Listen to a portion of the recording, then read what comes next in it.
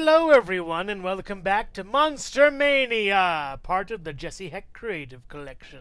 Today we are going over Count Dracula and the creature from the Black Lagoon from Jada Toys. Before we begin, make sure to click that like button and claw that subscribe button. Now let's get to it. So here is the box for the creature of the Black Lagoon. We have the logo on the bottom very nicely, the creature inside with all the accessories, Universal monsters on the top, Universal monsters on the top over here. On the side we have some more monsters. On the back we have all the figures and a bunch of warnings in different languages. We have the creature of the Black Lagoon right over here. And now we're going to open up the creature and see what's inside. I really love this head sculpt. It's very well done. There are fins everywhere on the sides of the head. There's a large sort of goofy kind of mouth with some fangs that aren't really painted as well as I thought they'd be. They're all pink, kind of a shame. The eyes aren't painted as well as I thought they'd be too. They're kind of a little too high up on the face. I don't think match the real mold that the eyes should be in. They should be a little more over this way, so that's a shame. I love the eyebrow though. It's really neat. It's very bald and cool looking. It's a nice head sculpt with a couple paint flaws here and there. Luckily the body makes up for it. It is gorgeous. It reminds me a lot of those old little skeleton kind of fish you find in digging sites for archaeologists. The scaling is really wonderful. I love how this all looks. It's very ribbed and rigid. A lot of striations and patterns and painting going on over here. It's a lot of doppels and little scales and gills and fins everywhere. This is excellent and beautiful. Great job, Jada. Amazing. The hands and feet are both webbed with claws, looking awesome. I love this thing. There's a lot of great attention to detail, especially on the legs. I'm glad they didn't really do anything bad with as far as lack of paint. It's all the way around and has some really nice detail. This is amazing and awesome and beautiful. Amazing job, Jada. This is a fantastic looking figure. I love how it looks. Now let's see what it has. He does come with a closed mouth head that's kind of goofy looking. I like it though. It's not as scary as the other one. It has a lot of the same kinds of sculpt and paint on it. It's basically the face is changed mostly. And I think that's kind of hidden back here. The change between the sculpts so they won't have to reuse things.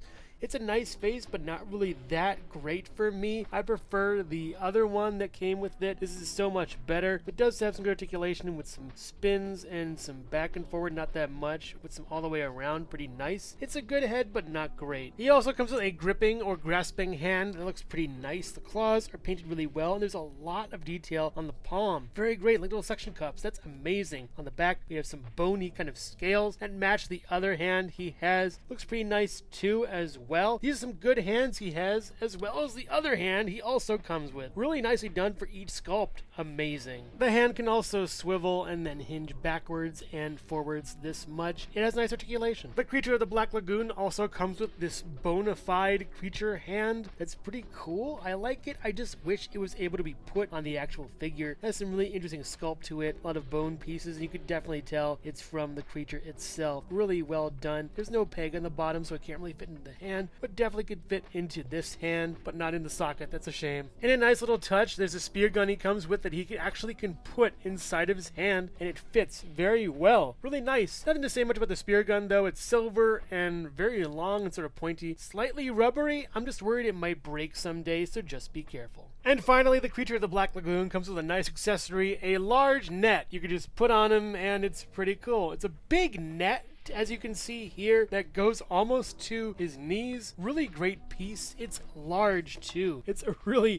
big net that covers a lot of my screen real estate, but it works really nice for this or any other creature. It's a bit stretchy and has a really nice sort of wingspan, I guess. There isn't really that much to do with it except throw it on the creature, and yeah, it could be some kind of cape for him, you know. Super creature of the Black Lagoon, protecting all who need help in the swamp, I guess. As far as articulation goes for the creature of the Black Lagoon, the head can go left and right pretty nicely, all the way around, back and forward, just okay. You can get up, but just watch out for this bicep, it might come off. Goes down a bit and all the way around, and you get a swivel right over here. Double joint elbows with pins, that's pretty nice. And down and swivel, and then up and down with this hand, and then up and down with this hand. You do get a swivel over here with the back and forward, not so much. You get a sort of swivel over here, left and right, and then back and then forward, pretty okay. Some nice crunch down, good crunch back. Those fins kind of get in the way on the back. You do get splits this far, all right. No pin down, pin up, that's a shame. goes up this far and back pretty okay. I don't want to break this, so I'm being a little gentle with it. You do get a swivel up here, hidden really well by this sort of finned portion. You do go up this far over here, incredibly nicely, very good. And down, you no swivel down here. I don't think you get a pivot, and down, watch out for this. You can go a little bit further over here by a tiny margin, and then up, and then that's basically it with 2 peg holes above the feet and all the little legalese and barcodes and stuff that you would normally see on the back of the leg on other figures, but on this, it's right here. Fantastic, beautiful figure. I love this guy. He's great. He'll be terrorizing my other figures for a long time to come. He's wonderful. I just love the paint job. Great job, Jada. Here's the glow-in-the-dark version of the creature of the Black Lagoon, an Entertainment Earth exclusive that is just awesome looking. Really nice looking figure. He's all glowy and translucent looking. Wonderful. The side we get some Universal monsters. On the back we get some more Universal monsters in the line that we'll cover later this month. All the legalese and stuff. On the side over here we get the picture of the creature. Looks really nice. On the bottom we get more legalese and stuff like that. On the top we get Universal monsters. And now let's open up this box and see the glow-in-the-dark creature inside. The creature looks really cool in this form. I love how it's glow-in-the-dark. It has a really nice sculpt as far as everything goes, but it's the same as before. The paint, I don't think, really holds up as it tries to maximize the glow-in-the-darkness of the figure. The other one is definitely better. I do like this though. It'll be better when it's glow-in-the-dark, so yeah. I guess we'll see when that happens, but I'm not really sold on this paint job. It's just okay for me. And yeah, everything else is the same, including articulation, so let's check out the accessories real quick. He also comes with the same bone piece over here that we've seen before, the exact same spear gun we've seen before, as well as the exact same net that we've seen before. Here's the effect slowly fading away. Yeah, it's hard to really see this figure sort of up close. It doesn't really show up that well on camera, and it shows kind of well in real life. Yeah, it's kind of a disappointment. You can kind of see it. This is kind of not that great for a glow-in-the-dark figure. Here's the regular creature of the Black Lagoon next to the glow-in-the-dark creature of the Black Lagoon, and I find the original just tops the glow-in-the-dark one by a country mile. Amazing sculpt, amazing paint, beautiful accessories and articulation, and this other one has all those same things, but the paint is really where it matters, and the first impressions and look are where it counts. The original is definitely worth your purchase, and I don't think you'd really want the exclusive one unless you collect all the figures in each line. Hello everyone, and thank you so much for watching so far. Make sure to click like, subscribe, share, and leave a comment. You can also click the bell icon for more creativity. Now let's get back to it. Here is the box for Dracula. Inside we have Dracula right over here. We also have on the side more Universal monsters. On the back we have more Universal monsters, no legalese over here. We also have many sorry, all the creatures and stuff. Dracula, it looks really nice on the side over here with his logo. I love that font right there. More Universal monsters at the top. And now let's take a look at Dracula. Yes. Dracula's first face sculpt is nice looking. The blue eyes are piercing and the hair is really black. It's hard to tell that much of anything behind this cape. The ears look really good though. The head is nice. It doesn't really strike me as Dracula. So you see those fangs at least. He has some sunken in eyes. The lips are really sort of a deep red. His skin is pale and it looks wonderful. The bow tie is cute too. Nice head sculpt. Doesn't really scream Dracula yet. The body of course is where it's at. I love this kind of sculpt. Really nicely done. There is a paint issue right over here, I believe. Could be a buttonhole, I'm not sure. The buttons look really nice though in gold and black on the vest with a little lapel and a little cotton square over here for like a tissue or something. We have a little medallion that we always see him wear. Really nice over here. The bow tie is nice, as I said before. And the cape, let's go to that. It looks really good. It's very wrinkly coming out, so you might want to iron it or something. There are a couple of sort of stains over here, I'm not sure. What's really neat is it has a tint of green to it. I really love that. Really nice feature too. The red behind it, beneath it, looks really great. My one issue with it is that right here you get kind of a strange effect where you see this piece, and I wish it was one large piece instead of like 3 pieces stitched together. And maybe if they revisit the figure down the line and fix that, that'd be even better for Dracula. It's also held in by these 2 little pins over here. I think you're just gonna maybe pull them out. I'm not exactly sure. I don't want to mess up or break the figure, but I'll probably go over that when we hit articulation. The legs are really simple. They're pants. They're black.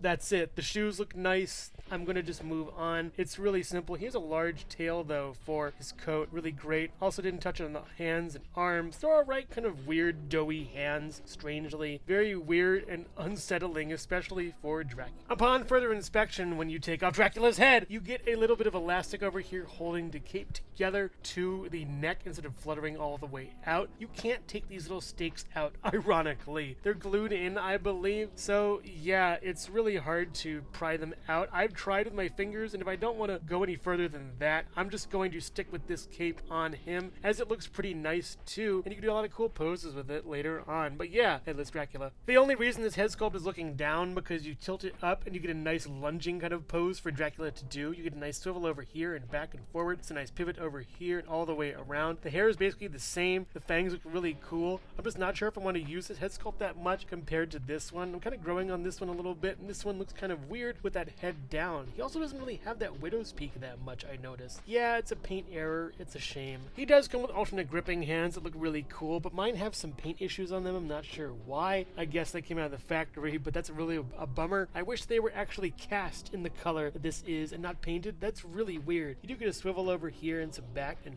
forward, and that's pretty nice. They look like they can hold stuff, so let's check out what his hands can hold before he bites ya. He comes with a candle that looks like a snake kind of thing. I'm not sure why this is a snake here. It's kind of weird. Maybe the duplicitous nature of the snake itself, but the candle wax looks really nice and the flame is lit pretty well. Not too much, very faint. I do like it. It just doesn't really fit in his hand as well as I thought it would. He also comes with a bat that you could perch on his hand really nicely. I love this effect as well as this little piece. It could be him, could be his friend, could be a random bat, but in any case, he has a bat on his hand. It perches really well and clips onto his finger nicely. I do love how it looks. It has a really nice texture to it, and yeah, it's a bat. Pretty cute and adorable in a way. Just don't touch it. It might give you rabies or something. Be very, very careful. Yeah, it's a nice bat. Whoosh. Upon further inspection, the original hands that came out of the box with him are way better for the accessories, so make of that what you will. You can use them with the grasping hands, but they work way better with the alternate head. As far as articulation goes for Dracula, the head can go left and right and then back and forward pretty well, side to side. Very nice. You get that weird quizzical look, hypnotized. We also get a good up this far, down this far. Watch out for the cape a little bit. You'd move to the side to get him all the way around. You just swivel over here. That's just a straight cut. That's a shame. Pinless elbows working really nicely with the hand going swivel and then up and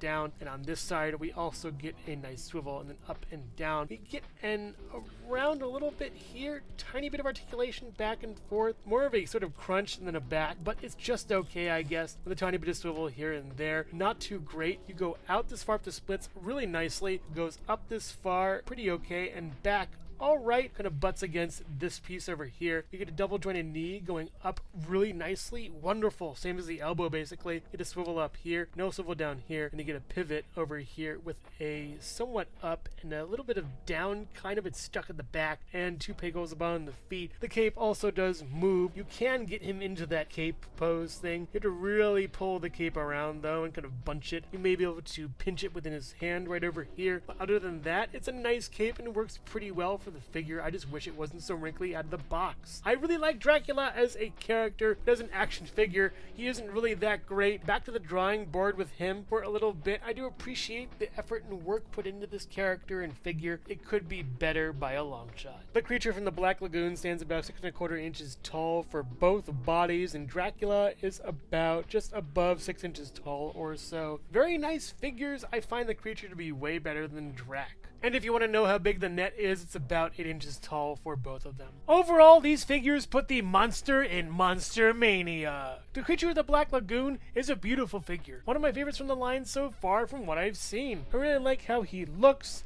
The great sculpting, paint, and accessories are excellent and second to none. The glow-in-the-dark version isn't really that great, but I appreciate what they could do, even if the glow-in-the-dark effect doesn't really show up that much on camera. Dracula is a good figure, but the cape really hampers him. It could be bigger and wider and not have those seams inside. If they fixed that, you'd have a pretty good Dracula figure. The articulation is really nice on him, and I love how it works. The accessories are fine, I guess. I'm half and half on them, as I don't like the candle that much, but I really love the the bat. The heads are also kind of hit and miss too, and that's a shame for me. I recommend picking up the regular Creature of the Black Lagoon. It is an excellent figure, and leaving the glow-in-the-dark version behind. You get the same exact accessories with both, so the better choice is the original. Dracula is kind of hit and miss though. I recommend it if you really love Dracula, but I feel like a better figure will be re-released down the horizon with a better cape, better accessories, and some better head sculpts. But make no mistake, as Monster Mania is still going on with more Universal Monsters every Wednesday. So which one is your favorite? Let me know in the comments below. Thank you so much for watching Jesse Hecht Creative. Make sure to like, subscribe, share, and leave a comment. You can also visit us at jessehechtcreative.com for more reviews like this one.